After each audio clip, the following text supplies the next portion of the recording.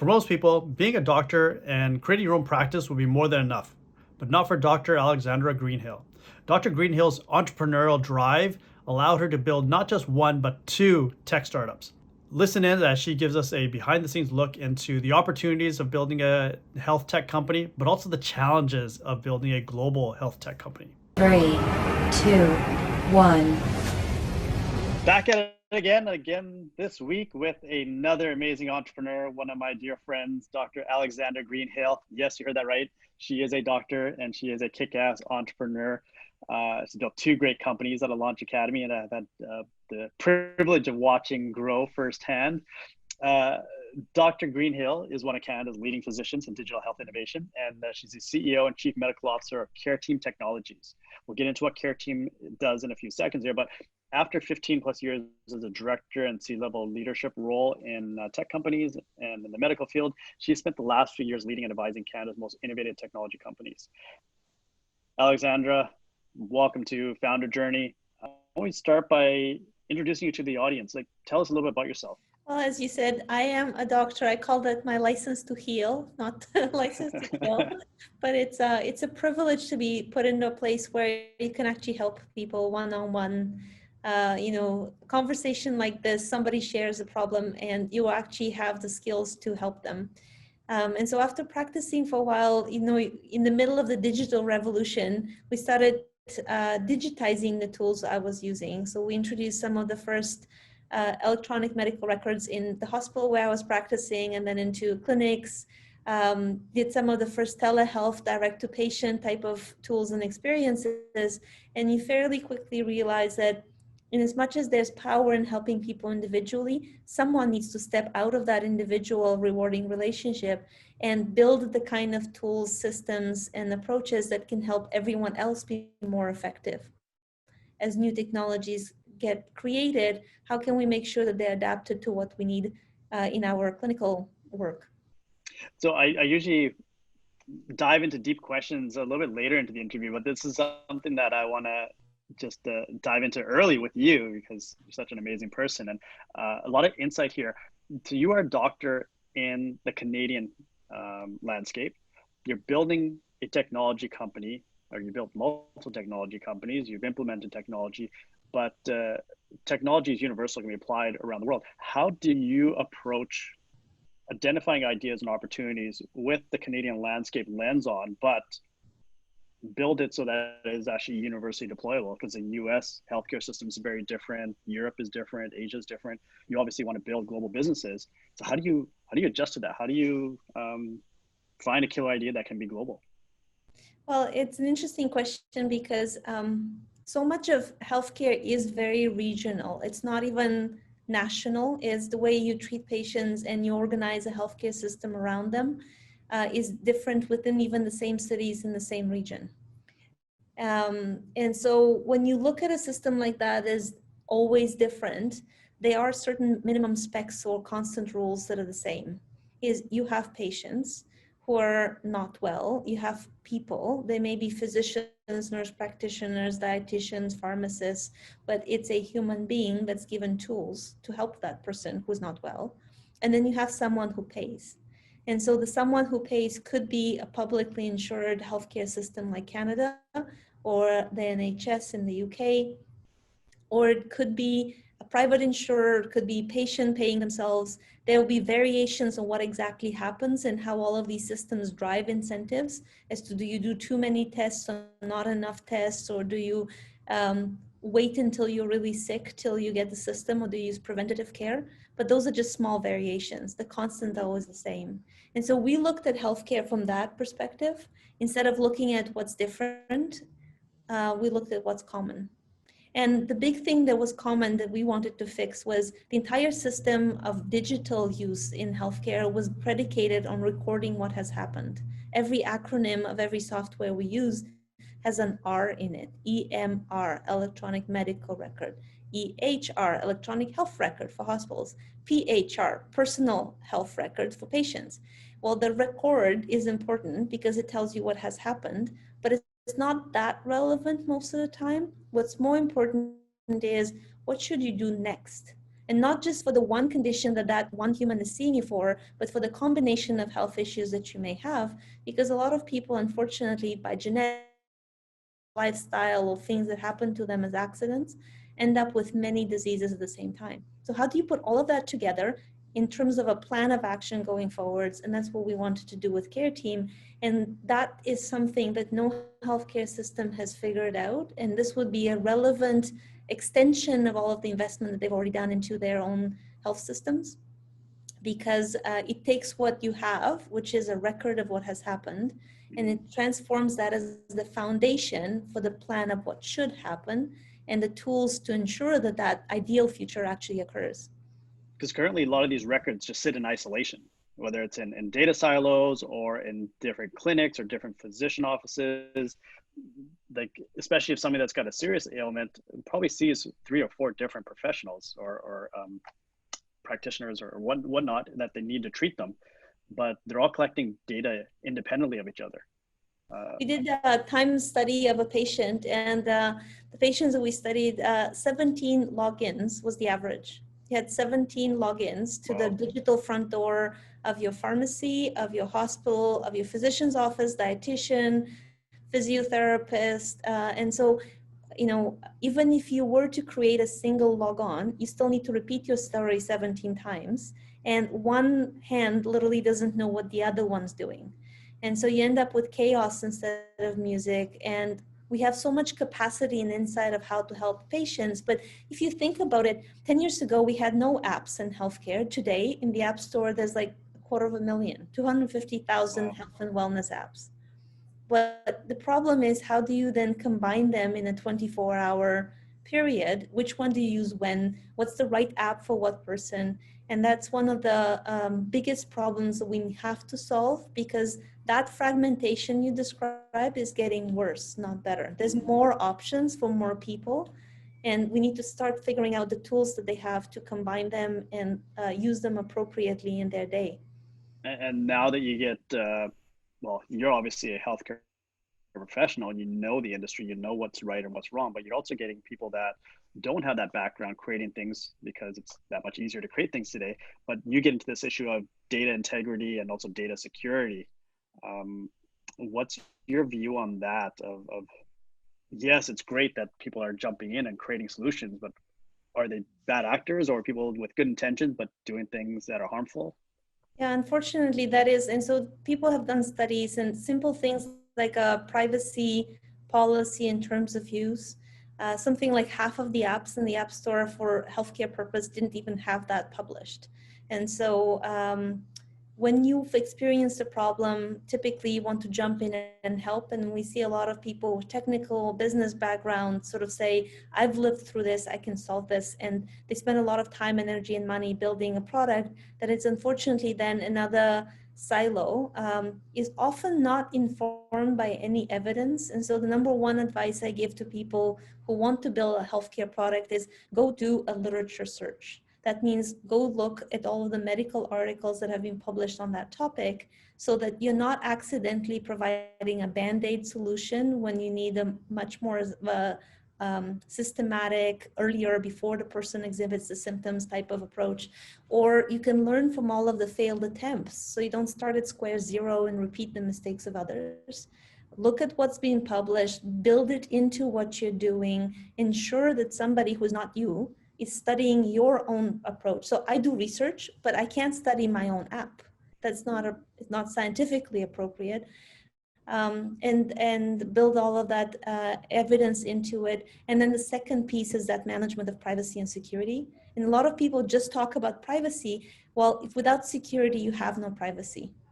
It doesn't, the two have to go together. And the biggest risk is often people, but the tools you need to put in place. And then there's responsibilities around auditability, so you can document who did what and when and how, so that if somebody wants to go back and challenge the privacy, you can surface what has been happening on the app around each individual user. So I want to change gears here a little bit. We've talked a lot about the industry. We've talked about Careteam. I want to focus in on you. What what does entrepreneurship mean to you? Why you're a doctor, you have a very successful practice, like even building the practice on your own is an entrepreneurial endeavor. Uh, what motivated you to start building tech companies and building something outside of your practice? Well, I mean, so entrepreneurship is both something that you start because you're attracted to a better idea or because you're frustrated with something that doesn't work in your daily life. And so you mentioned the sort of the 15 years of working within the system, implementing some of those massive digital tools. And we started and put in a lot of effort on the premise that this was going to make life dramatically better for the clinicians and patients. And the output was unfortunate because studies now show that the burnout the medical professions experiencing is largely driven by tools that require them to spend 4 hours documenting for every day of work that they do in a way that is click, click, click, click, click, and doesn't think through their needs or how the workflow goes. And so in my case, it was this, do I continue to improve things within by trying to ask the people creating these tools to do a better job or to change things? Or will that be good enough? Or do I have to jump into the fray and say, I can put together a team and influence everything from within that space to start creating tools that are better within the vision that we have for the company that we're creating, but also by mentoring and connecting and advising others in that space and helping them realize the value add of using evidence and creating tools that are not trying to boil the ocean and create and solve everything, but that are meant to collaborate the way clinicians collaborate around the patient. As a doctor, already live a very stressful life, and we all know very well that being an entrepreneur and just starting one business is stressful enough, let alone the business of running your practice, the business of running a startup, but also the stress that comes with being a doctor and dealing with pandemics and things that are happening all around you. How do you do it? How do you handle this? I mean, it's And you've got a family, and you've got, like, you do volunteering, you work with other entrepreneurs. Like, I'm waiting for you to whip out your Superwoman cape here, but like, a few things that are really important. There's the visible elements of everything you just described. But when we set up this talk, you said be real and authentic. And so for a moment, I'm going to go and be real and authentic. In the time since we've known each other, my younger brother was diagnosed with terminal cancer and passed away 4 months after being diagnosed, after being misdiagnosed with symptoms for about a year before that. And so we kind of missed the window to get them treated. My husband's parents went through some heavy 2 to 3 years healthcare issues and passed away. My stepfather passed away in March, right before the pandemic happened. And thankfully, I could actually fly back home and help my mom organize things. But there's now the stress of her living all by herself, really, really far away.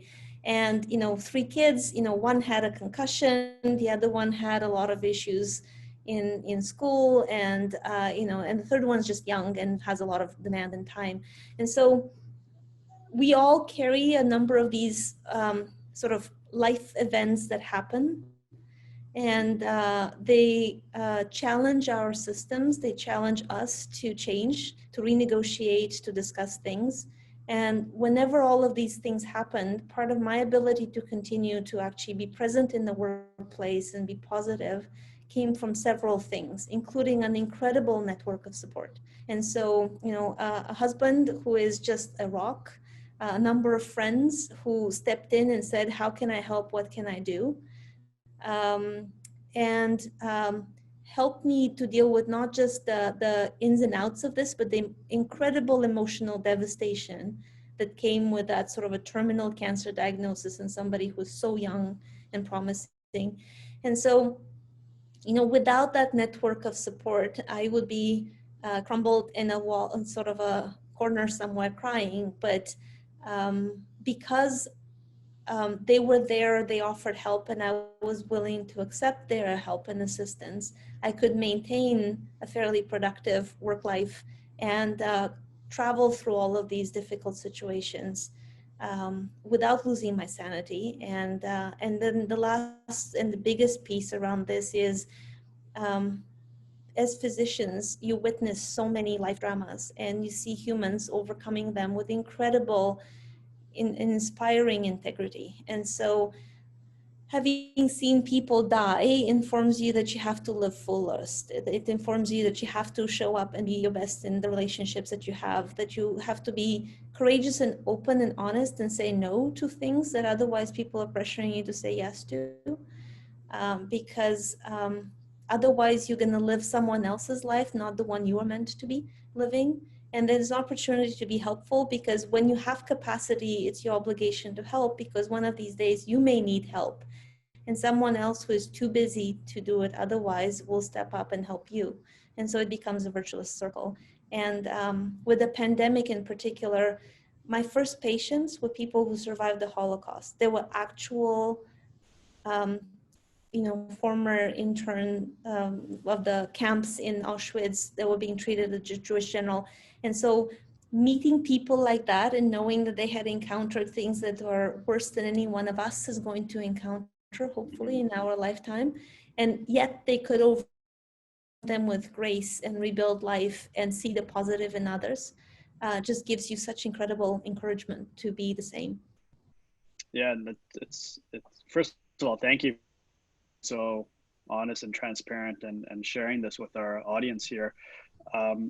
But you and I work with a lot of younger entrepreneurs as well, and we see the fire and drive, and a lot of them think I'm going to raise a lot of money, it's going to solve all my problems. But we know that money doesn't solve your problems, and even if it does address some, there's things that are going to happen around you in your personal life or in the industry, or pandemics, things that you're not expecting, that you have to be prepared to deal with. And like you said, you got to deal with it with grace and dignity, and realization that there's no magic pill.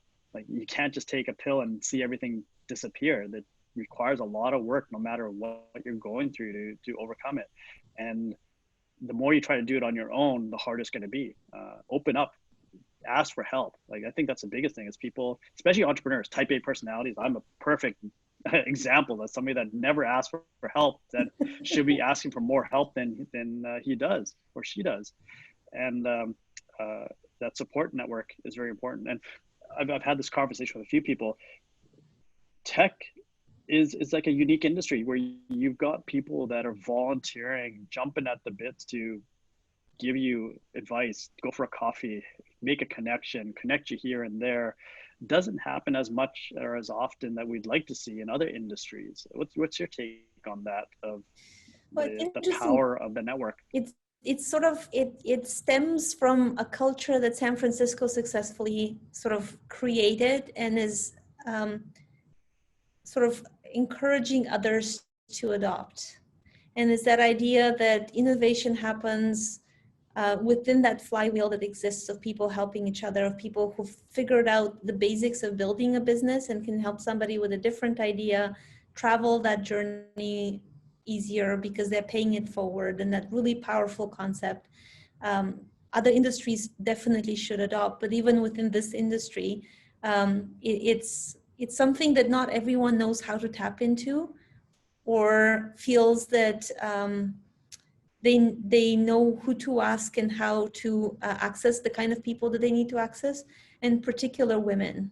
And I meet a lot of people who say, well, the networking is optional.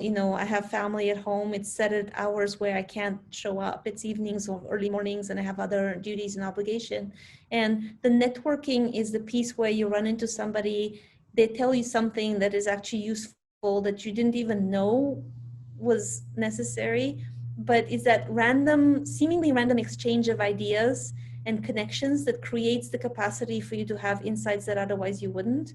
And when you have a need that you've identified, know who to call to either take a coffee with you and tell you the information you need, or refer you to someone else. And so not everyone realizes the importance of this, and not everyone knows how to tap into it, but it's absolutely essential. Being a female entrepreneur in North America and in Canada, the US, is difficult. It's not an easy task, but our audience here is international, and been traveling around the world as you, and we see entrepreneurs in Africa, we see entrepreneurs in Asia, but more importantly, female entrepreneurs or females that want to be entrepreneurs, international women that, how would you encourage them to go out and take that risk, be an entrepreneur, whether it's come to Canada, use our startup visa program, Launch can help you with that. But you have to get in that mindset of, I'm going to take this risk. I'm going to take this challenge on, or I need to see this problem solved. Well, I've been fortunate to be part of several global networks. And so the Cartier Women's Award runs a competition every year. And You're a winner, you're a past winner. That was an amazing experience because you compete globally, right? And so there are people from all 6 regions of the world in the competition. The Black Box by Google for Entrepreneur ran a program where they invited 15 founders from all kinds of different countries to a residential program on campus in Palo Alto, and you got to meet people. And then the Global Entrepreneurship Summit, that Obama hosted in 2008, I was part of that. And you really meet many people from different places, and the difficulty changes somewhat, but it's still difficult. And so it's difficult for anyone to start a business. It's easier than it used to be, but it's still a challenge because there's so many unknowns. And so you're jumping into something where there is no path usually. And so you have to create the path, and you have to convince a number of people around you that that path is worthwhile. So they join your effort, fund your effort, buy your product before it's even built. And so on that journey, for women in particular, one of the big things is following examples of leadership. And so looking at Michelle Romano, who had been a competitor in the Cartier Foundation competition before me, and looking at all of her achievements and now what she's doing with Clearbank inspires. And there's a number of leaders like that around the Canadian and international ecosystem that are talking about their experience, they're raising profile, and they're giving a different path forward. And so I was just interviewed for a report, and I'll send you the link so people can download it and read it, that interviewed a number of women who are leading high power growth companies. And one of their conclusions was that for women in particular, the path forward is not the same. It's a lot more different versions of what success looks like and how they choose to go about it, because some of it is you have no choice. So you have to take a sidestep relative to others who have access to funding or other means faster. But sometimes it's a choice to do a sidestep because you care about the output, and the output needs to reflect a certain vision of the universe that is not the one that the investors want or see or believe in at the early stages. So you need to find another way of proving out your thesis and then getting the investment. And then last but not least is that for women, confidence is not bravado. That there's a bit of a myth out there of the entrepreneur who arrives and who's like slash and burn and so cool and like the hip rock star. And you can be very confident, but in a quieter, more subdued way that is much more effective in the long run. Yes, success is measured in so many different ways, and success is in the eye of the beholder. But the challenge that we have as a society is, up until now, like the internet and social media has kind of changed this and starting to evolve. But what success looked like was basically what was shown to us by those successful people. And when you talk about the Rockefellers, you talk about Lee Iacocca, and the ones that all the books written about. In Welsh. Those are very embellished and skewed views of what success was. And that then became the benchmark that everybody just kept using moving forward. But it's not realistic, especially for female entrepreneurs, because they would not do that. No way in hell would they treat people the way that some of these other people did, because that's what it took to get them to the top. Like, no, that's not how you need to get to the top. That might have worked for them, but it came at a very specific cost. And you don't necessarily have to do that to be successful. And that's what we're coming to this realization now. It's taking slower than I'd like to see, but people are realizing that a path to success is capable in very different ways. But look at some of the other folks that we met back in the day when you started Launch Academy. And so you think about the success of Thinkific and Greg Smith. Or, you mentioned, I think one of your other guests was the founder of Clue, Jason Smith. And so, Yeah. these are guys who are not your flashy, I'll be rude to everybody type of people. On the contrary, they're fantastic. They're just real human beings. They create a culture that where humans thrive when they show up at work. And so I think that a lot of times some of those skill sets that are sort of focused and described in women are starting to resonate across the full ecosystem, because it's the perception of what's a sustainable entrepreneur? What is somebody who doesn't just sort of raise a lot of money and then crash the company 4 years later? And wouldn't that be a better outcome for everyone who's investing in that organization? Yeah, and this it goes along lines of there should be female parity on boards, because and I take that one step forward. So you should have a fine balance of male, female, but and LGBTQ, but also ethnic and demographic and geographic backgrounds, because you're getting the best of everything by getting different perspectives to the table. Because we now live in a global world. There are global opportunities. It's not just about how can you get the fastest path to making a buck. It's about how can you make the deepest impact in society, in your customer base, in your geographic location.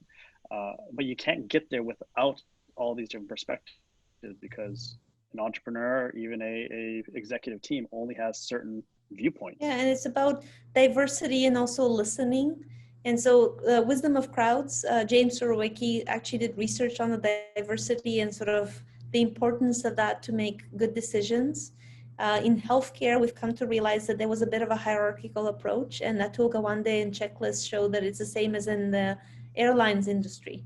And so you need to empower every member of the team down to the orderly to point out that the surgeon's about to operate on the wrong leg, or otherwise mistakes will happen. And so we need to create much more of that perspective of the world is flat and everyone can contribute, and everyone's perspective is different but must be listened to. Because one of the things I run into is people have these good intentions, they put together a board that has all this diversity, but then you have these clashes of cultures because you're using slightly different words, you're coming from a perspective that the other person doesn't understand, and therefore that creates tension. And so if we can think about diversity, but also the fact that, in our team, for example, we love disagreements. And so when somebody disagrees, usually there's an air of caution and you're like, oh, do I dare speak that out? Well, the reaction is very different. If somebody disagrees and you say like, yes, we are about to have a breakthrough, people, pay attention. This person's seeing the problem from a different perspective. So if we've selected good, trustworthy people who believe in the mission and the vision, we're not doing it just for the sake of disrupting the conversation. Now is a good time for us to listen to what the person's really saying and understand it, as opposed to try and say, how can I convince them of my perspective? And it takes longer and it's more difficult and it's frustrating, because in a startup, you want to get it done quick. And you're like, what do you mean I need to now argue with my junior employee who's saying like, wait a second, you have a B2B product, but why aren't you selling it to customers? I don't understand. Well, let's unpack all of that. And one is share what we know and why we've made that decision and make it easier for them to understand. But also maybe they see something that we don't see that we need to take into account. And let's, in the busyness of everything, take a minute and have a proper conversation. Or we've come up with language, we often call it crack it open, which is one of our advisors who gave us that term. But crack it open means we don't have time to deal with this right now, but we commit to finding a time within the next week or so to sit down and have a proper conversation about that. And that's the magic that happens when you genuinely embrace diversity. But there is obviously this high profile desire to do diversity and expectations. Some people are just doing it because they feel they have to, which is the wrong reason. And that's where you're going to see a lot of heads butting, because you got different clashes of culture. People are not put in positions because they're a good fit. It's just because, oh, well, I needed to diversify. Alexandra, these are awesome conversations. I love talking to you, deep conversations. We kind of got a little bit away from you and your founder journey, but talked about the industry, which I still love. I want to kind of wrap this up with our two standard questions that we ask all of our founders. The first one is, What is an app or a tool, or maybe even a philosophy or a way of thinking that has been instrumental in making you the entrepreneur that you are today? Well, so everyone who knows me knows that I'm a hacker of tools. I love stacking them and combining them and adapting them to whatever I'm doing. But probably the book that has influenced me the most is Good to Great by Jim Collins. And is that idea of if you align something that you're deeply passionate about, that you're incredibly good at, and not just like good, but great at, this is your unique ability, you're better than everybody else at that. And then figure out how does that drive your financial engine. If you unite those three things, you will win. And then he's got a number of other sort of books that build on that concept around how do you structure the right team, the flywheel effect, the choice to be great, etc. But it all starts with if you're pursuing anything you're doing really, really hard, there's a danger, and I've seen that in my patients who get depressed, is they've accomplished a number of accolades and objectives, but something was missing in that triad. And it wasn't something that they were passionate about, or they didn't end up at a level of greatness, and they literally missed out. And so in all of my projects, I always look for that triple alignment of passion, what are you great at, and what makes financial sense. And that has served me really well. That trifecta, that's a good goal to attain. It doesn't come easy, but when it hits, it hits. It's amazing. Last question is a piece of advice that you'd give to entrepreneurs that are listening, young entrepreneurs, old entrepreneurs, first time, season.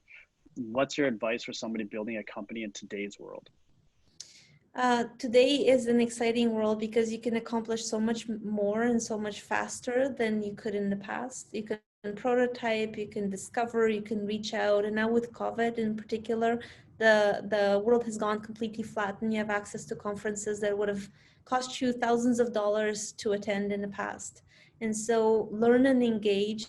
Don't think that you have all the answers and you're just going to sort of do what you know.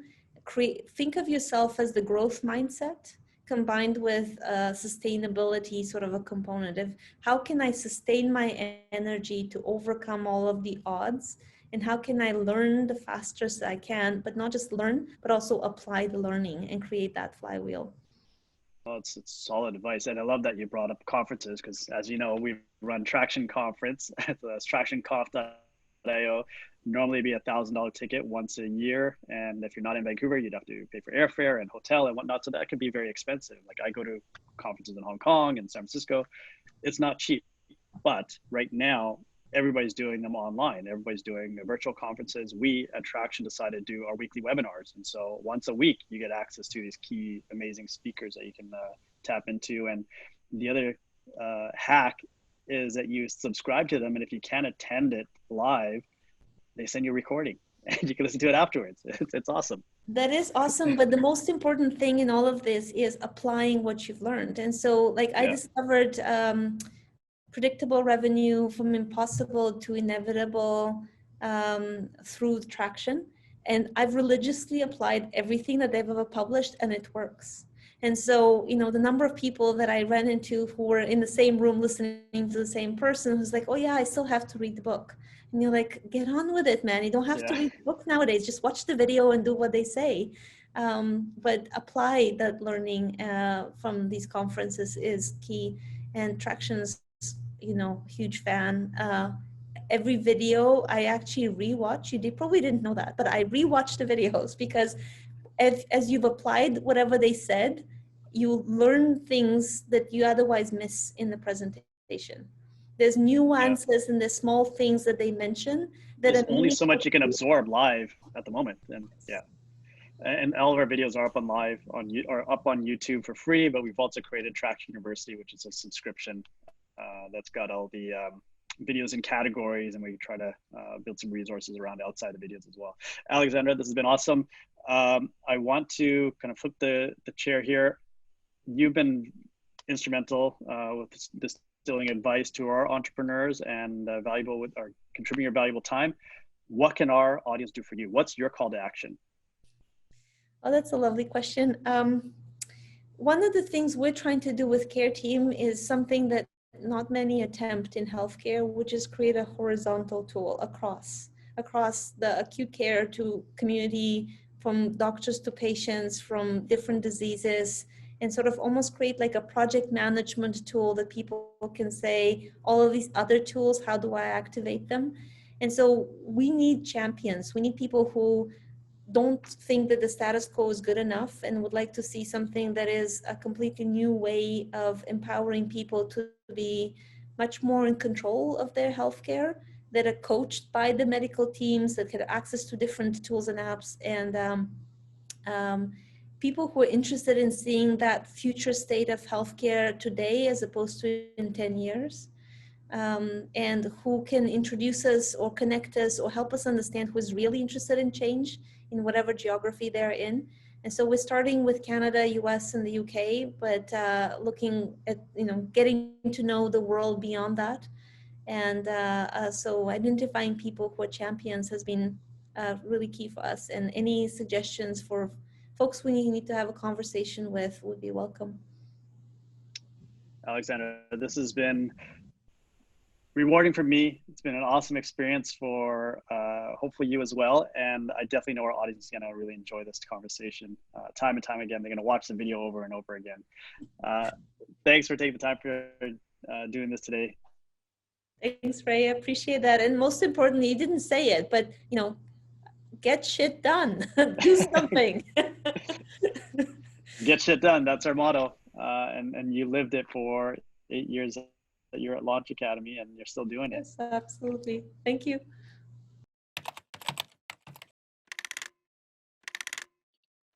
Launch Ventures is for entrepreneurs by entrepreneurs. If you enjoyed today's episode of Founder Journeys, please like, share, follow, and check out our link in bio for all the other good stuff.